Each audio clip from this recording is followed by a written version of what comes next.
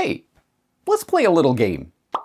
Let's imagine you're Joe Q normie, and you need to run out for some groceries. You hop in the car and head to the store. What store do you go to? Why, Walmart, of course. And being an unwitting victim of the sugar conspiracy, what do you buy when you're there? Coke, naturally. And you can get jabbed at Walmart these days, right? Well, then you might as well make sure to get your 6th Moderna booster while you're there. And don't forget to fill up with gas on your way home. Is this creeping you out? Then why don't you shut yourself in your house and never go out shopping again? That'll show them. After all, you can always order everything you need from Amazon, can't you? Are you noticing a pattern here? Yes, in case you haven't heard, BlackRock Inc. is now officially everywhere. It owns everything. Sadly for us, however, the creepy corporate claws of the BlackRock beast aren't content simply to clutch onto a near plurality of the shares of every major corporation in the world. No. BlackRock is now digging its talons in even further and flexing its muscles, putting that inconceivable wealth and influence to use by completely reordering the economy, creating scamdemics, and shaping the course of civilization in the process. Let's face it, if you're not concerned about the power BlackRock wields over the world by this point, then you're not paying attention. But don't worry if all of this is news to you. Most people have no idea where this investment giant came from, how it clawed its way to the top of the Wall Street dogpile, or what it has planned for your future. Let's fill in that gap in public understanding. I'm James Corbett of the Corbett Report, and today you're going to learn the story of how BlackRock conquered the world.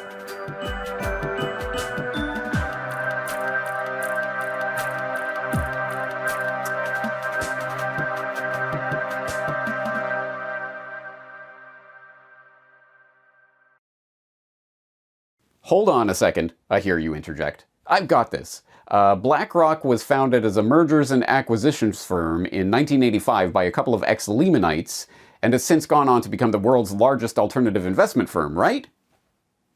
Wrong. That's Blackstone Inc., currently headed by Stephen Schwarzman. But don't feel bad if you confuse the two.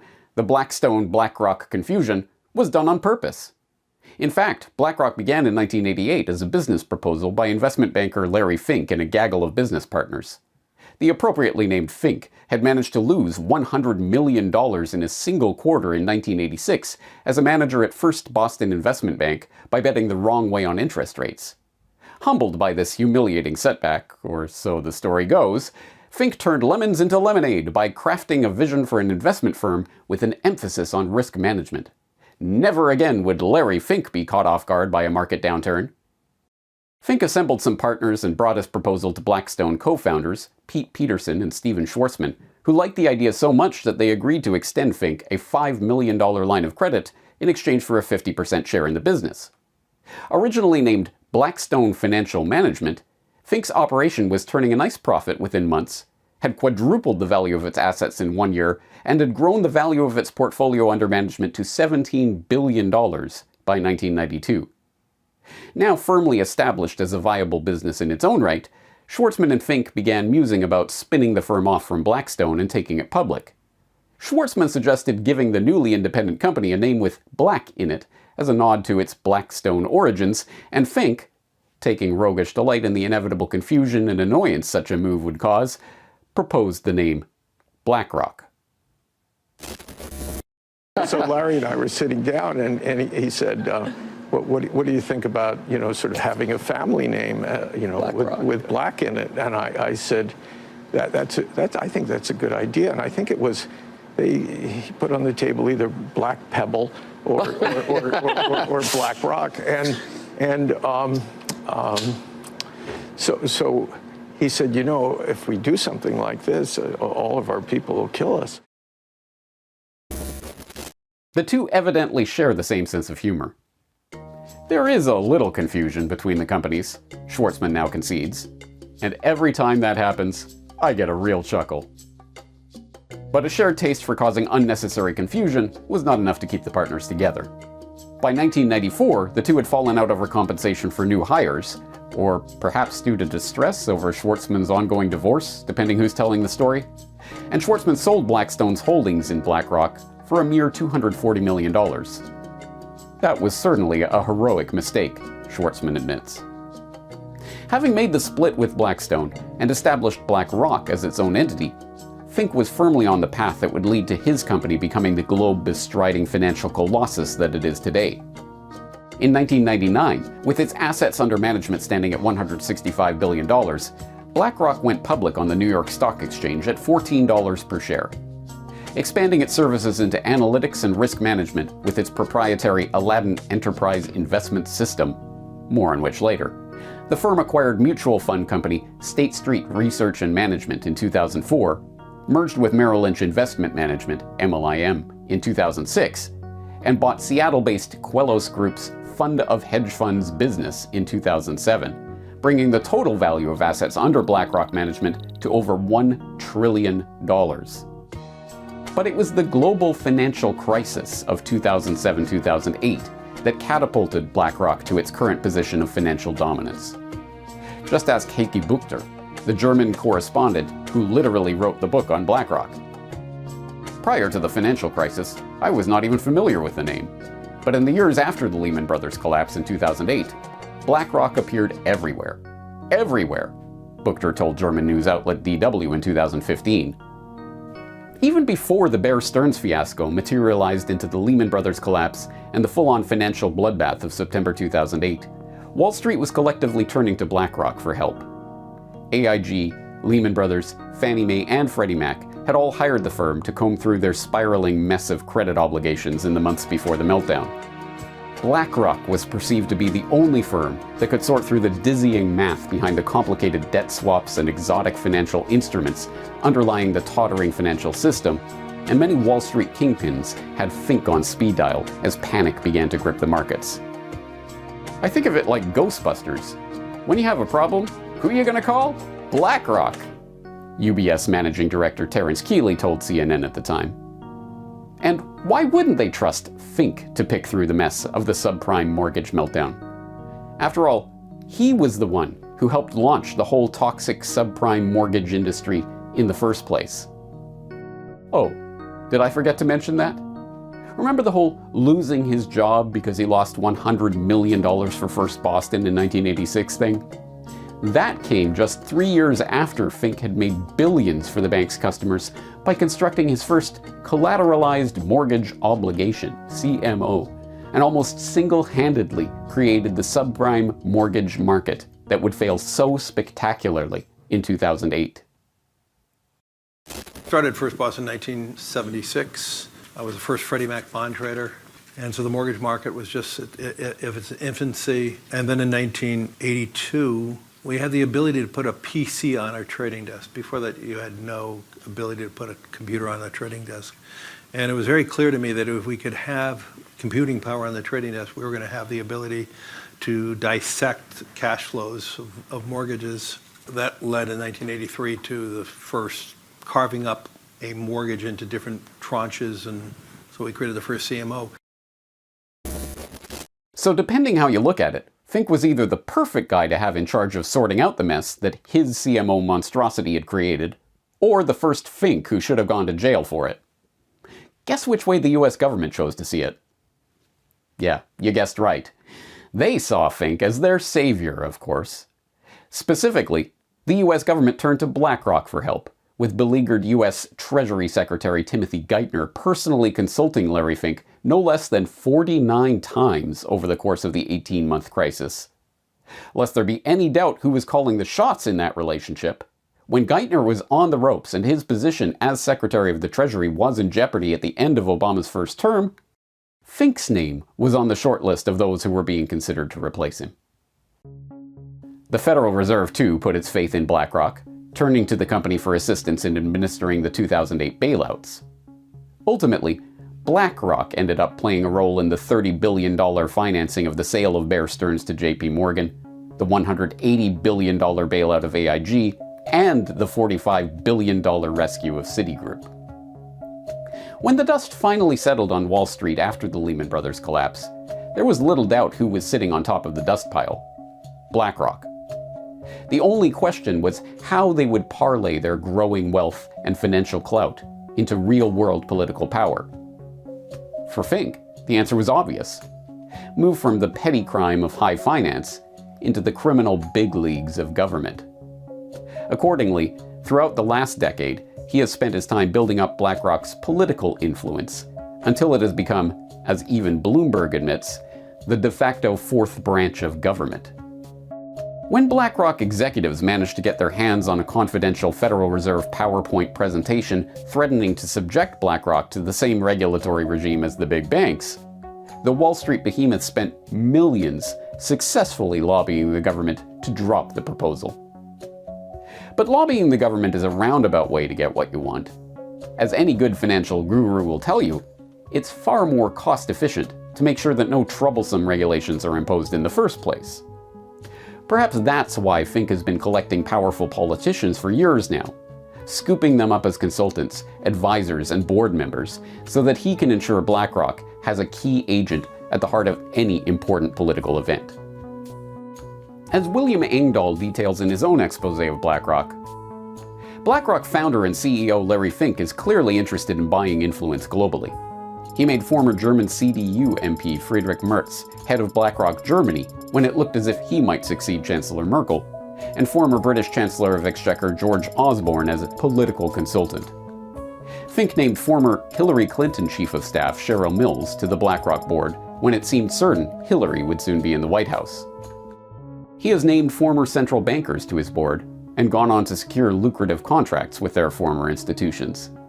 Stanley Fischer, former head of the Bank of Israel and also later vice chairman of the Federal Reserve, is now senior advisor at BlackRock. Philip Hildebrand, former Swiss National Bank president, is vice chairman at BlackRock, where he oversees the BlackRock Investment Institute. Jean Boivin, the former deputy governor of the Bank of Canada, is the global head of research at BlackRock's Investment Institute. And it doesn't end there. When it came time for Biden's handlers to appoint the director of the National Economic Council, responsible for the coordination of policymaking on both domestic and international economic issues, naturally they turned to Brian Dees, the former global head of sustainable investing at BlackRock Inc. And the rest, as they say, is history. Or, more accurately, is the present. Because when we peel back the layers of propaganda from the past 3 years, we find that the remarkable events of the scamdemic have absolutely nothing whatsoever to do with a virus. We are instead witnessing a changeover in the monetary and economic system that was conceived, proposed, and then implemented by, you guessed it, BlackRock.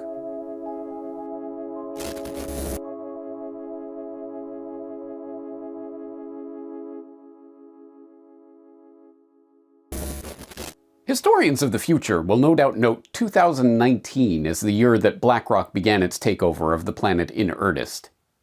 It was in January of that fateful year that Joe Biden crawled cap in hand to Larry Fink's Wall Street office to seek the financial titan's blessing for his presidential selection. "I'm here to help," Fink reportedly replied. Then, on August 22nd of 2019, Larry Fink joined such illustrious figures as Al Climate Conman Gore, Christia Account-Freezing Freeland, Mark G. Fans Carney, and the man himself, Klaus Bonvillain Schwab, on the World Economic Forum's Board of Trustees, an organization which, the WEF informs us, serves as the guardian of the World Economic Forum's mission and values. But which values are those, precisely, you might ask, and what does Yo-Yo Ma have to do with it? It was another event that took place on August 22, 2019, however, that captures our attention today. As it turns out, August 22nd was not only the date that Fink achieved his globalist knighthood on the WEF board, it was also the date that the financial coup d'etat, later erroneously referred to as a pandemic, actually began. In order to understand what happened that day, however, we need to take a moment to understand the structure of the US monetary system. You see, greatly oversimplifying things for ease of understanding, there are actually two types of money in the banking system. There's bank money, the money that you and I use to transact in the real economy, and there's reserve money, the money that banks keep on deposit at the Federal Reserve. These two types of money circulate in two separate monetary circuits, sometimes referred to as the retail circuit, bank money, and the wholesale circuit, reserve money. So here we have split circuit monetary system, and on the left we have the public circuit, where I'm going to simplify the diagram. It's the Federal Reserve is issuing money, to commercial banks, and it is circling back to the Federal Reserve. The Federal Reserve might buy an asset from a commercial bank, which turns around, sells it back to the Fed. That's a basic stripped down circuit. The retail circuit on the right, in red, commercial banks are issuing money. Again, I'm going to simplify this. They issue money to you and me. They issue it in the form of loans. We pay the money back, and the cycle begins anew. And that's really the system. I wanted to do this diagram, though, because you could see here in the center of the diagram, the commercial banks occupy a special position in the two-tiered split-circuit monetary system. They are both issuers and users of money in the center here. So you could really draw a box around them. Now, you and I in the retail circuit, we keep our money on deposit at the commercial banks, which in turn keep their money on deposit at the Fed. So there you have two different systems of deposits. But the point of the two-circuit system is that, historically speaking, the Federal Reserve was never able to print money in the sense that people usually understand that term. It's able to create reserve money, which banks can keep on deposit with the Fed to meet their capital requirements. The more reserves they have parked at the Fed, the more bank money they're allowed to conjure into existence and lend out into the real economy. The gap between Fed-created reserve money and bank-created bank money acts as a type of circuit breaker, and this is why the flood of reserve money that the Fed created in the wake of the global financial crisis of 2008 did not result in a spike in commercial bank deposits. But all that changed 3 years ago. As Titus observes, by the time of the scamdemic bailouts of 2020, the amount of bank money sitting in deposit in commercial banks in the US, a figure which had never shown any correlation with the total amount of reserves held on deposit at the Fed, suddenly spiked in lockstep with the Fed's climbing balance sheet. Clearly, something had happened between the 2008 bailout and the 2020 bailout. Whereas the tidal wave of reserve money unleashed to capitalize the banks in the earlier bailout hadn't found its way into the real economy, the 2020 bailout money had. So, what happened? BlackRock happened. That's what. Specifically, on August 15, 2019, BlackRock published a report under the typically eye-wateringly boring title, Dealing with the Next Downturn, From Unconventional Monetary Policy to Unprecedented Policy Coordination. Although the paper did not catch the attention of the general public, it did generate some press in the financial media, and, much more to the point, generated interest from the gaggle of central bankers who descended on Jackson Hole, Wyoming, for the annual Jackson Hole Economic Symposium taking place on August 22, 2019. The exact same day that Fink was being appointed to the WEF's board. The theme of the 2019 symposium, which brings together central bankers, policymakers, economists, and academics to discuss economic issues and policy options, was Challenges for Monetary Policy, and BlackRock's paper, published a week in advance of the event, was carefully crafted to set the parameters of that discussion. It's no surprise that the report caught the attention of the central bankers. After all, BlackRock's proposal came with a pedigree. Of the 4 co-authors of the report, 3 of them were former central bankers themselves.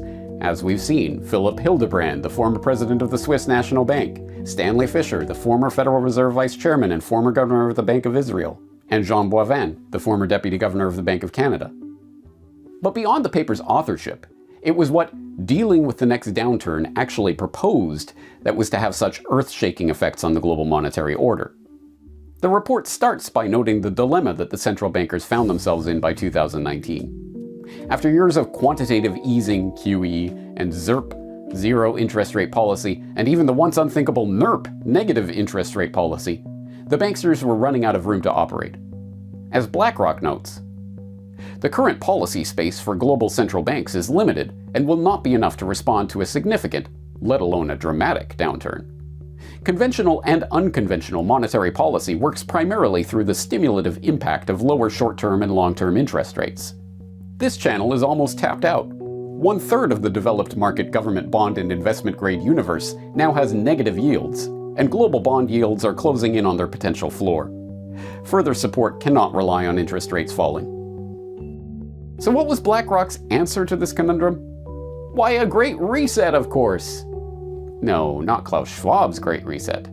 A different type of Great Reset, the going direct reset. An unprecedented response is needed when monetary policy is exhausted and fiscal policy alone is not enough. That response will likely involve going direct. Going direct means the central bank finding ways to get central bank money directly in the hands of public and private sector spenders. Going direct, which can be organized in a variety of different ways, works by 1. bypassing the interest rate channel when this traditional central bank toolkit is exhausted, and 2. enforcing policy coordination so that the fiscal expansion does not lead to an offsetting increase in interest rates. The authors of BlackRock's proposal go on to stress that they're not talking about simply dumping money into people's bank accounts willy-nilly. As report co-author Philip Hildebrand made sure to stress in his appearance on Bloomberg on the day of the paper's release, this was not Bernanke's helicopter money idea.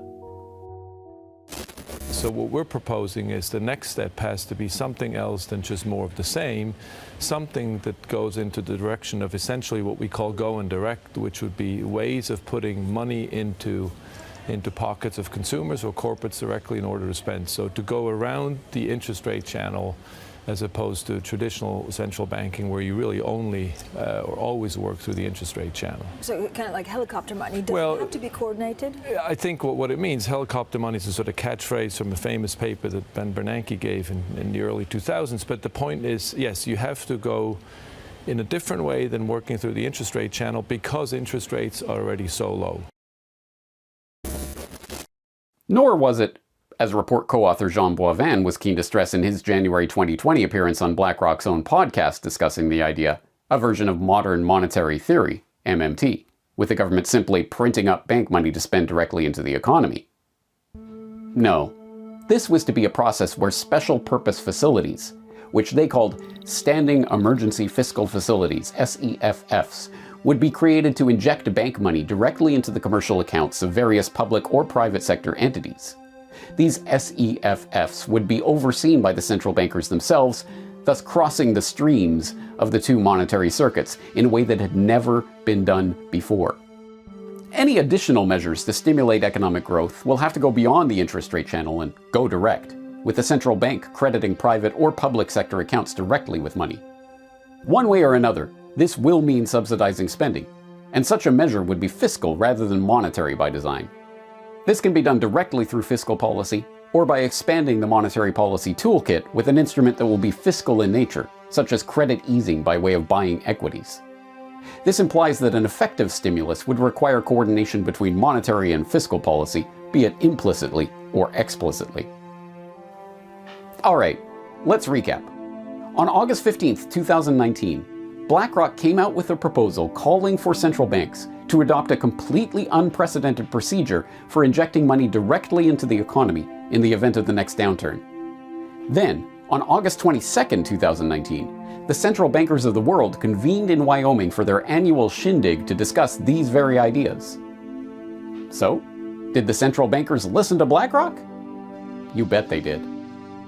Remember when we saw how commercial bank deposits began moving in sync with the Fed's balance sheet for the first time ever? Well, let's take another look at that, shall we? It wasn't the March 2020 bailouts where the correlation between the Fed balance sheet and commercial bank deposits, the telltale sign of a BlackRock-style going direct bailout, began. It was actually in September 2019, months before the scamdemic was a gleam in Bill Gates' eye, when we started to see Federal Reserve monetary creation finding its way directly into the retail monetary circuit. In other words, it was less than 1 month after BlackRock proposed this revolutionary new type of fiscal intervention that the central banks began implementing that very idea.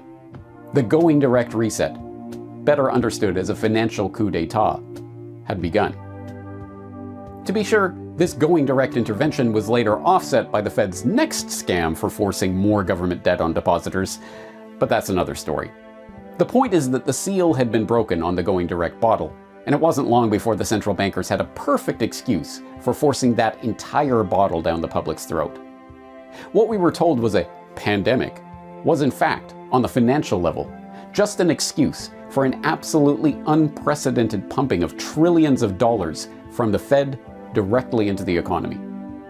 The story of precisely how the going direct reset was implemented during the 2020 bailouts is a fascinating one, and I would encourage you to dive down that rabbit hole if you're interested. But for today's purposes, it's sufficient to understand what the central bankers got out of the going direct reset.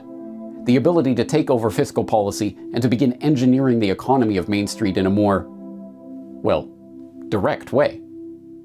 But what did BlackRock get out of this, you ask? Well, when it came time to decide who to call in to manage the scamdemic bailout scheme, guess who the Fed turned to?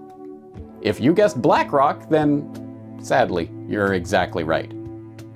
Yes, in March 2020, the Federal Reserve hired BlackRock to manage 3 separate bailout programs: its commercial mortgage-backed securities program, its purchases of newly issued corporate bonds, and its purchases of existing investment-grade bonds and credit ETFs. To be sure, this bailout bonanza wasn't just another excuse for BlackRock to gain access to the government purse and distribute funds to businesses in its own portfolio, though it certainly was that. And it wasn't just another emergency where the chairman of the Federal Reserve had to put Larry Fink on speed dial, not simply to shower BlackRock with no-bid contracts, but to manage his own portfolio, although it certainly was that too. It was also a convenient excuse for BlackRock to bail out one of its own most valuable assets, iShares, the collection of exchange-traded funds, ETFs, that it acquired from Barclays for $13.5 billion in 2009, and that had ballooned to a $1.9 trillion juggernaut by 2020. As Pam and Russ Martins, who've been on the BlackRock beat at their Wall Street on Parade blog for years now, detailed in their article on the subject, BlackRock is bailing out its ETFs with Fed money and taxpayers eating losses. BlackRock is being allowed by the Fed to buy its own corporate bond ETFs as part of the Fed program to prop up the corporate bond market. According to a report in Institutional Investor on Monday, BlackRock, on behalf of the Fed, bought $1.58 billion in investment-grade and high-yield ETFs from May 12th to May 19th, with BlackRock's iShares funds representing 48% of the $1.307 billion market value at the end of that period, ETFGI said in a May 30th report. No-bid contracts and buying up your own products? What could possibly be wrong with that? The numbers speak for themselves. After BlackRock was allowed to bail out its own ETF funds with the Fed's newly minted going direct funny money, iShares surged yet again, surpassing $3 trillion in assets under management last year. But it wasn't just the Fed that was rolling out the red carpet for BlackRock to implement the very bailout plan that BlackRock created. Banksters from around the world were positively falling over themselves to get BlackRock to manage their market interventions. In April 2020, the Bank of Canada announced that it was hiring, who else?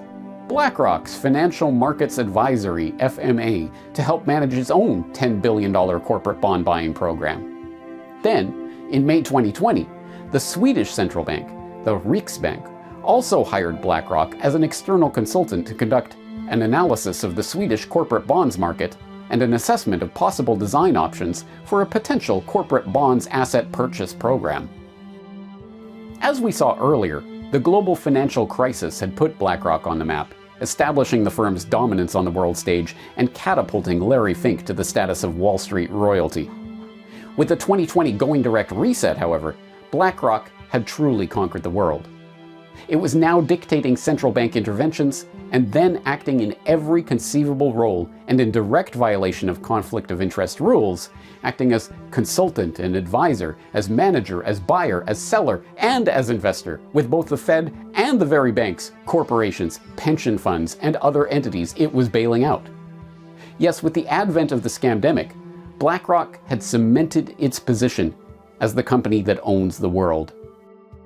But yet again, we are left with the same nagging question. What is BlackRock seeking to do with this power? What is it capable of doing? And what are the aims of Fink and his fellow travelers? Let's find out.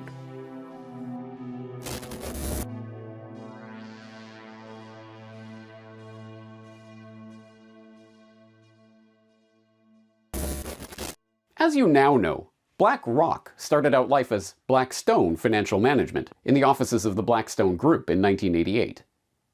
By 1992, it was already so successful that founder Larry Fink and Blackstone CEO Stephen Schwarzman spun the company off as its own entity, christening it BlackRock in a deliberate attempt to sow confusion. But it was in 1993 or so the story goes, that arguably the most important of BlackRock's market-controlling tools was forged. It was that year that Jody Kochansky, a fixed-income portfolio manager hired the year before, began to tire of his daily 6:30 a.m. task of comparing his entire portfolio to yesterday's numbers. The task, done by hand from paper printouts, was long and arduous. Kochansky had a better idea.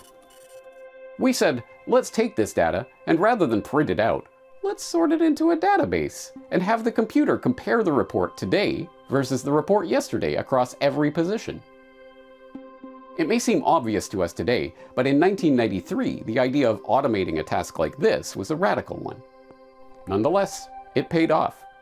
After seeing the utility of having an automated, daily, computer-generated report calculating the risk on every asset in a portfolio, Kochansky and his team hunkered down for a 72-hour code-writing exercise that resulted in Aladdin, short for Asset, Liability, Debt, and Derivative Investment Network, a proprietary investment analysis technology touted as the operating system for BlackRock.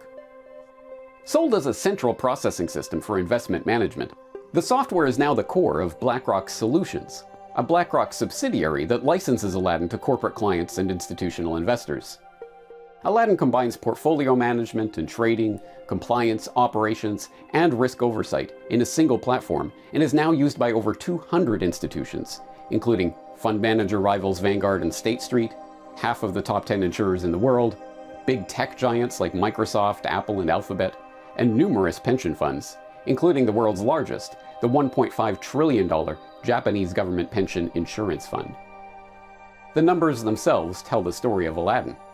It's used by 13,000 BlackRock employees and thousands of BlackRock customers.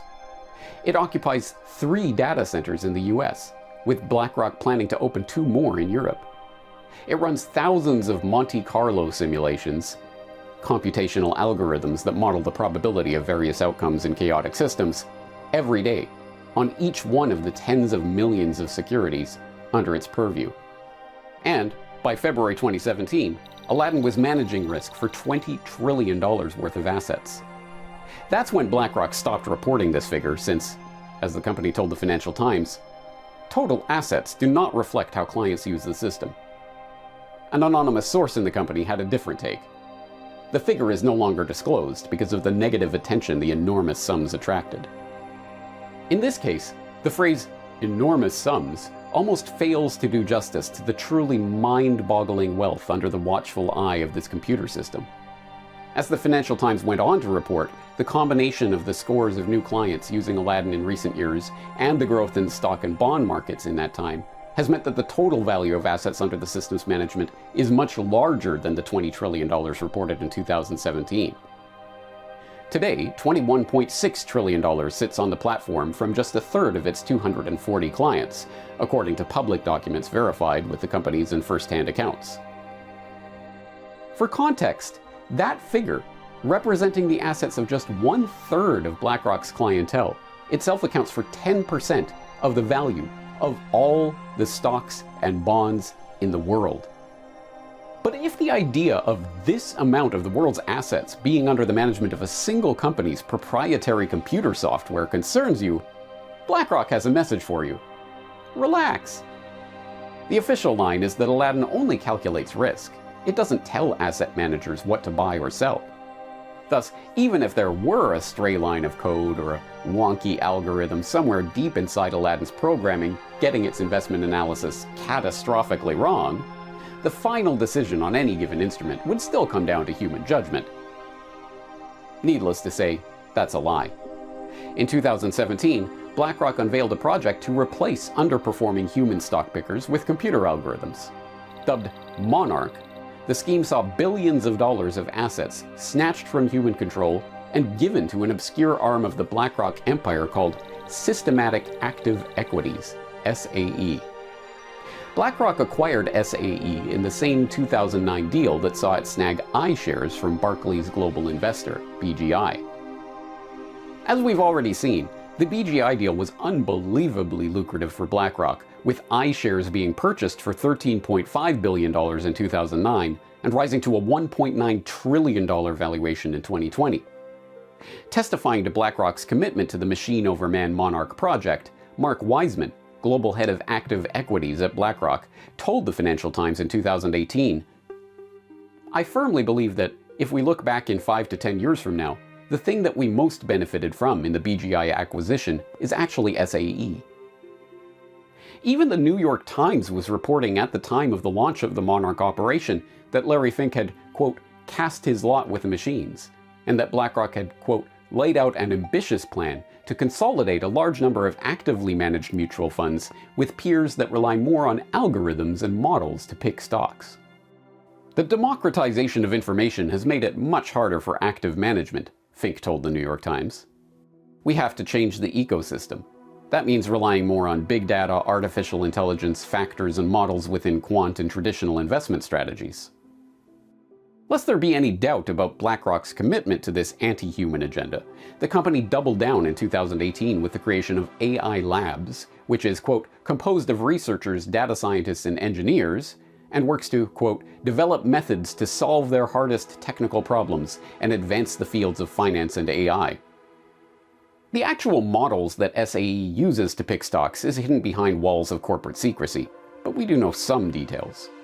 We know, for instance, that SAE collects over 1,000 market signals on each stock under evaluation, including everything from the obvious statistics you would expect in any quantitative analysis of the equities markets, trading price, volume, price-to-earnings ratio, etc., to the more exotic forms of data harvesting that are possible when complex learning algorithms are connected to the mind-boggling amounts of data now available on seemingly everyone and everything. A Harvard MBA student cataloged some of these novel approaches to stock valuation undertaken by the SAE algorithms in a 2018 post on the subject. One of the ways BlackRock is including machine learning in its investment process is by signal combination, in which a model mines data, attempting to learn the relationship between stock returns and various quantitative data. For example, it would analyze web traffic through corporate websites as an indicator of future growth of the company, or would look at the geolocation data from smartphones to predict which retailers are more popular. In doing so, researchers must recalibrate and refine the model to make sure it was adding value and not just rediscovering well-known market behaviors already known by fundamental fund managers. Another important machine learning application came when it was combined with natural language processing. In this model, the technology learns in an adaptive way what are the words that can predict future performance of stocks. This model was used on analysis of broker reports and corporate filings, and the technology discovered that CEOs' remarks tend to be generally more positive. So then it started giving more importance to the comments of the CFO or the Q&A portion of conference calls. So let's recap.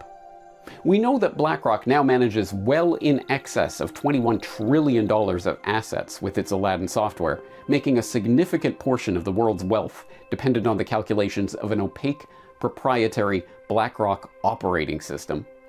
And we know that Fink has cast his lot in with the machines and is increasingly devoted to finding ways to leverage so-called artificial intelligence, learning algorithms, and other state-of-the-art technologies to further remove humans from the investment loop. But here's the real question. What is BlackRock actually doing with its all-seeing eye of Aladdin and its SAE robo-stock pickers and its AI labs? Where are Fink and the gang actually trying to take us with the latest and greatest in cutting-edge fintech wizardry? Luckily, we don't exactly need to scry the tea leaves to find our answer to that question. Larry Fink has been kind enough to write it down for us in black and white.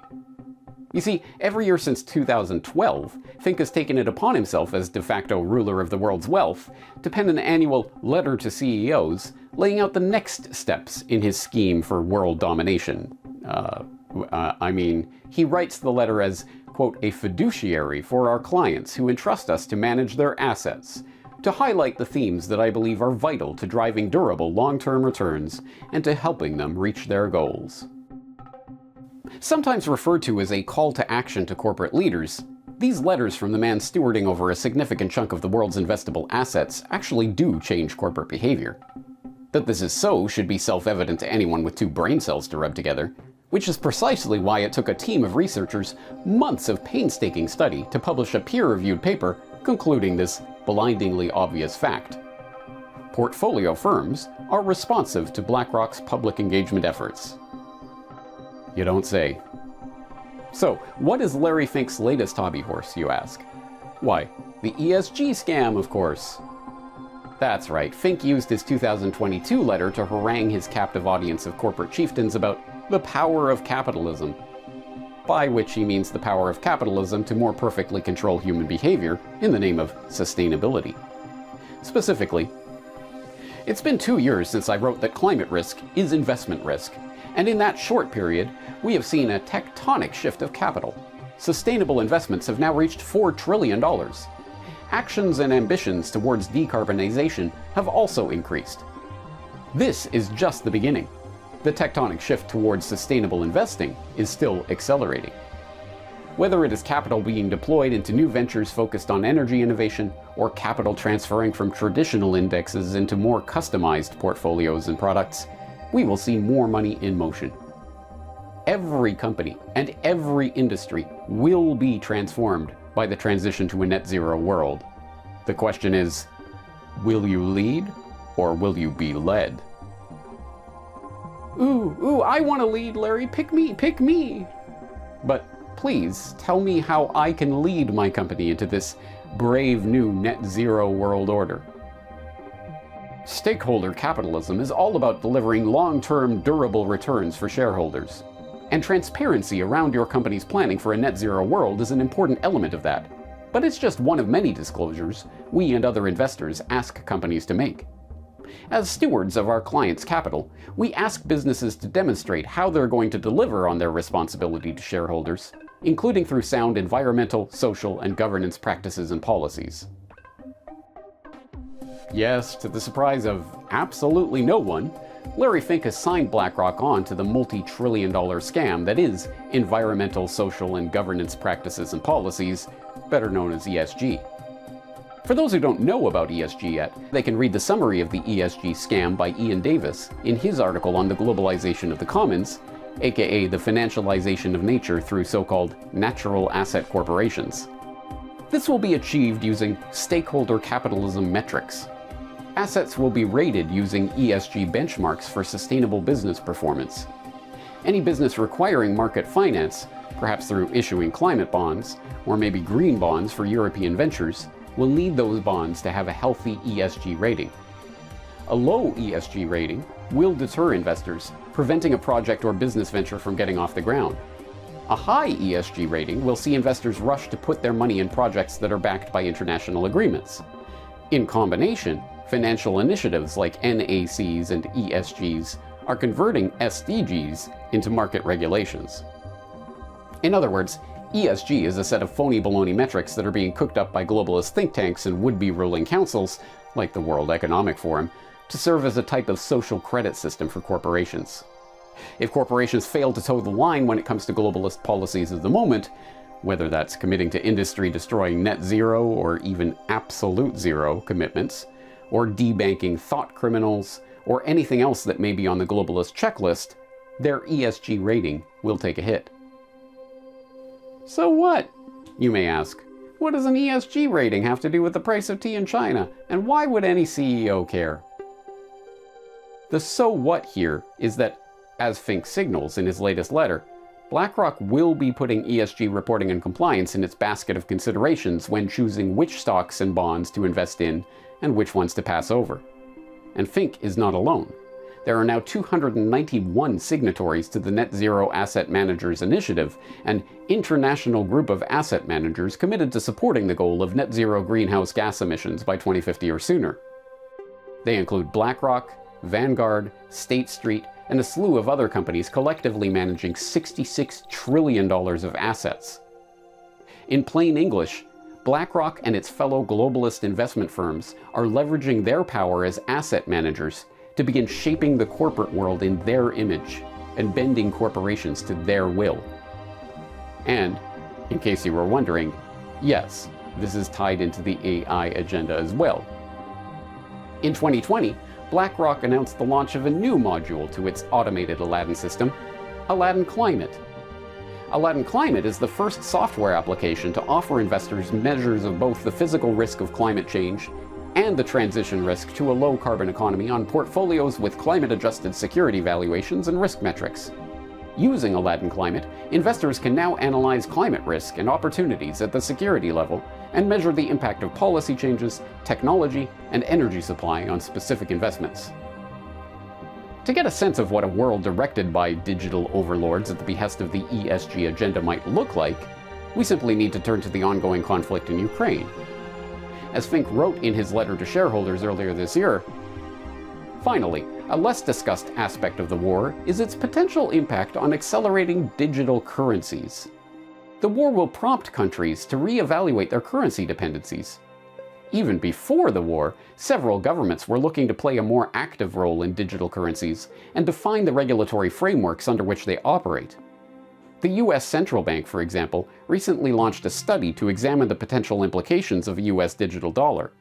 A global digital payment system, thoughtfully designed, can enhance the settlement of international transactions while reducing the risk of money laundering and corruption.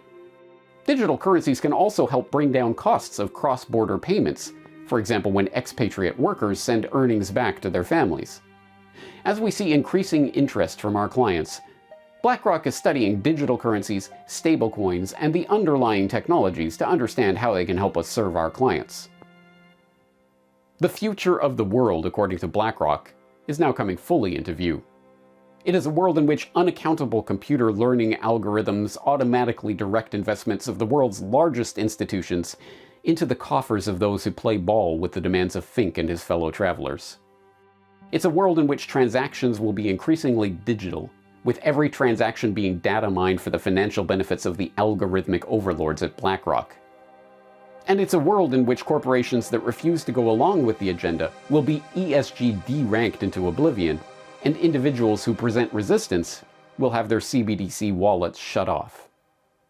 The transition of BlackRock from a mere investment firm into a financial, political, and technological colossus that has the power to direct the course of human civilization is almost complete. Meet Serge Varley, a recruiter at BlackRock. Let me tell you, it's not through who's the president. It's who's controlling the wallet. So it's And who's that? the hedge funds, BlackRock, the banks. These guys run campaign financing. Yep, you can buy your candidates. And obviously, we have the system in place.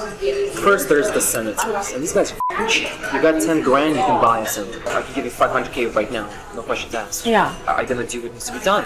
Does everybody do that? Does BlackRock do that? It doesn't matter who wins.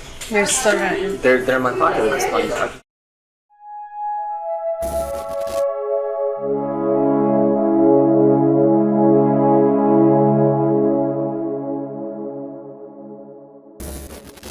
As bleak as the exploration of this world-conquering juggernaut is, there is a ray of hope on the horizon.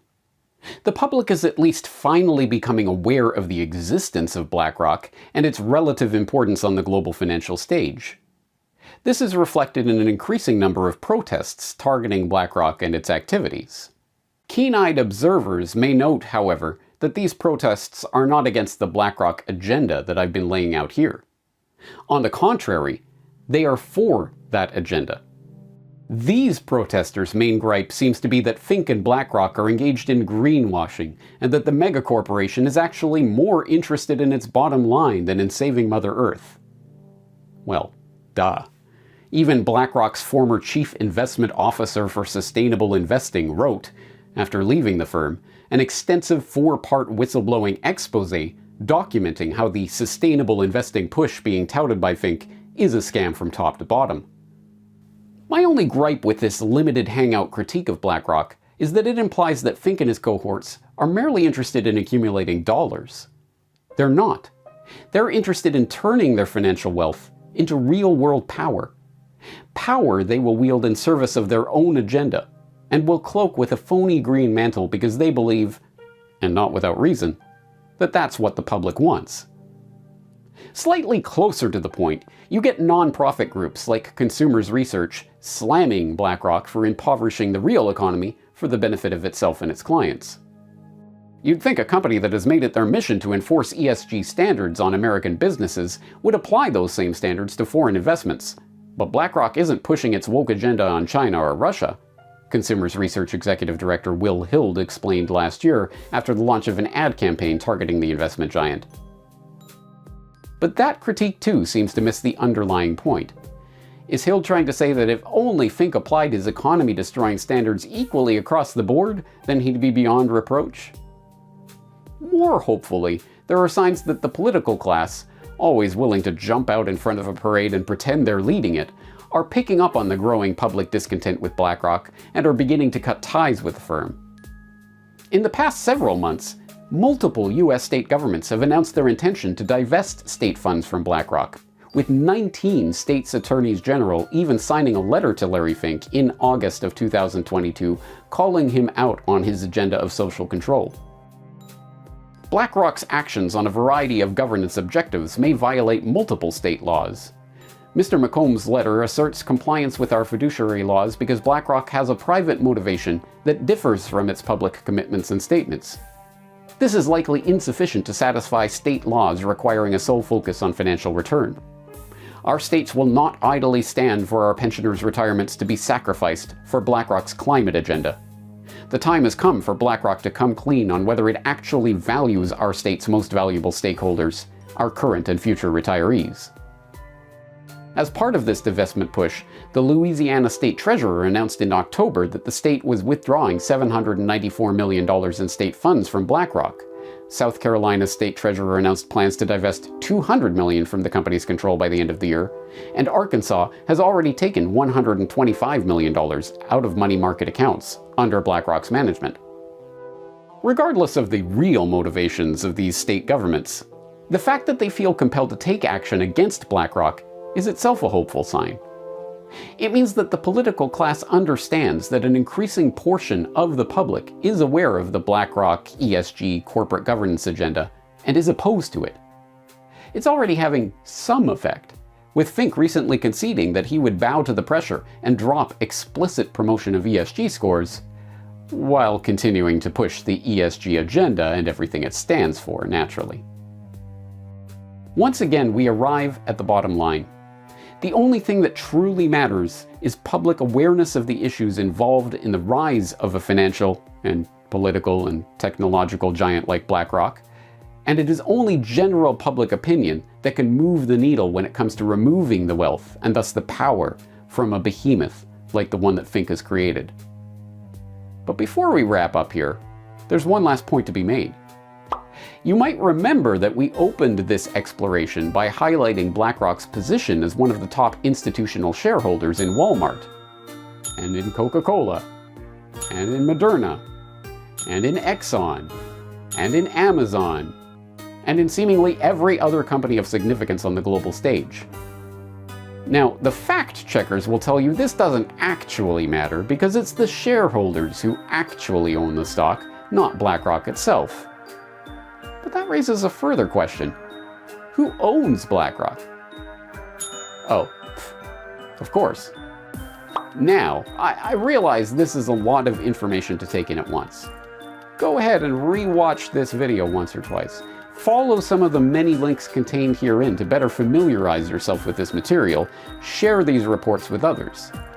But if after taking all of this in, you find yourself looking back over these top institutional holders lists and saying, hey, wait, who's the Vanguard Group?